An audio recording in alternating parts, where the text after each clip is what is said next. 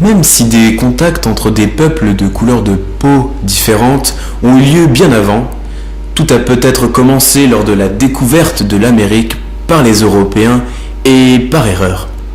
En effet, alors qu'il cherchait les Indes, Christophe Colomb tomba nez à nez avec un nouveau monde, habité par des peaux rouges.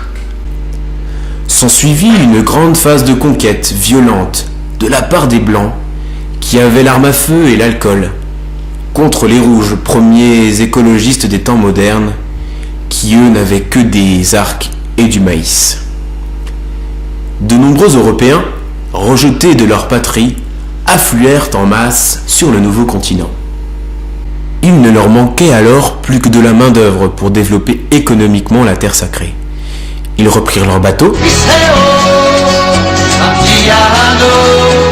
et demandèrent aux Noirs s'ils ne voulaient pas les aider pour gagner beaucoup d'argent.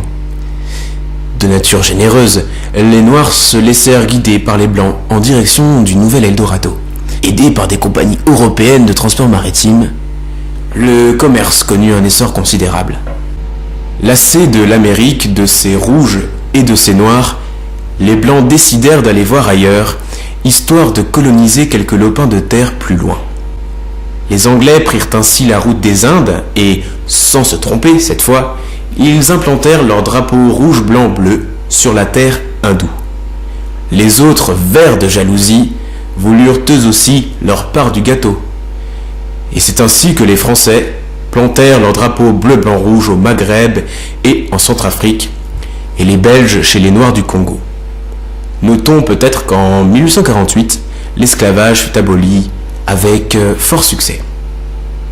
Au début du XXe siècle, pendant que certains Blancs rouges de colère faisaient une révolution rouge en Russie, les Européens se servaient de leurs empires coloniaux, peuplés de musulmans verts et de noirs africains, pour renforcer leurs effectifs militaires. Cette première mise en bouche ne suffit pas à calmer les haines chromatiques. Les nazis, blancs comme des linges, mirent sur pied leur projet d'une hégémonie blonde.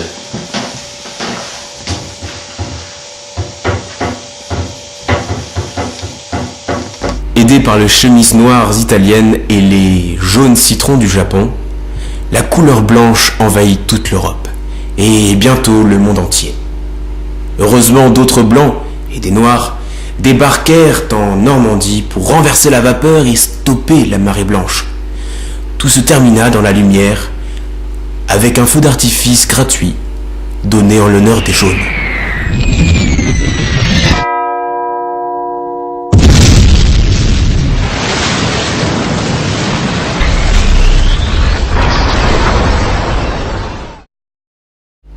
Après ce conflit majeur, nous pensions que les Blancs retiendraient les leçons de l'histoire, éviteraient les erreurs passées et cette blanchisserie politique absurde.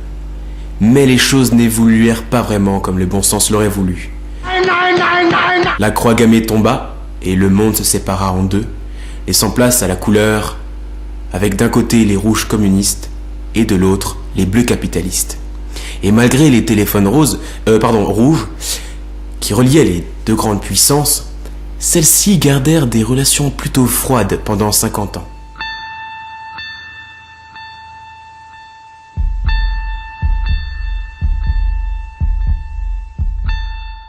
Cette bipolarité politique n'empêcha pas le noir et blanc, encore à la mode à cette époque, de faire parler de lui. Toute l'Afrique reprit des couleurs et revendiqua l'autonomie de son territoire violet. Malgré quelques réticences, les Bruns du Maghreb retrouvèrent finalement leurs propres États et les Blancs retournèrent chez eux. De l'autre côté de l'Atlantique, les injustices faisaient aussi grincer des dents. Les Black Panthers refusaient de se faire marcher dessus par les Blancs-Becs et ils protestaient pour des droits égaux entre Blancs et Noirs. Malgré des bains rouges de sang, ils obtinrent des résultats.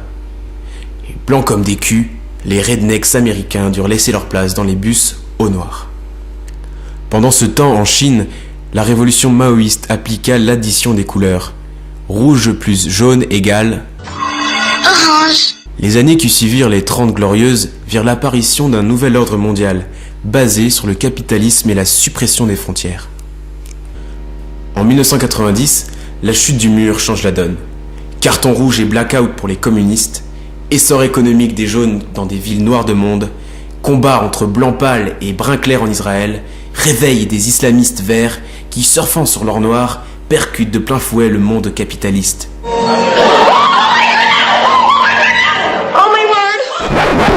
La situation part véritablement en vrille quand les Schtroumpfs découvrent que les Omaticayas leur ont piqué l'idée des peaux bleues sans les concerter.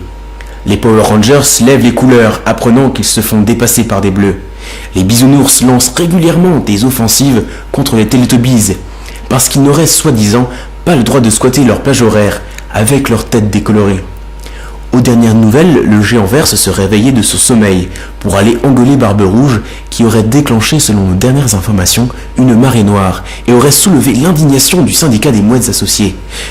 Nous vivons actuellement la plus grande bataille que le monde des couleurs n'ait jamais vécue. Aujourd'hui, les rapports des chromato-géopolitologues sont sans appel. Le spectre lumineux doit se rassembler en un seul faisceau. La grande bataille des couleurs qui dégorgent doit s'arrêter. Ce débat sera au centre de la prochaine réunion du G20 à Magenta. Maurice Green, Jack Black, Jack White, Robert Redford, Barry White, Capitaine Moutarde et le Grand Schtroumpf sont d'ores et déjà prêts à enterrer la tâche de guerre des couleurs dissidentes et à lever le drapeau arc-en-ciel.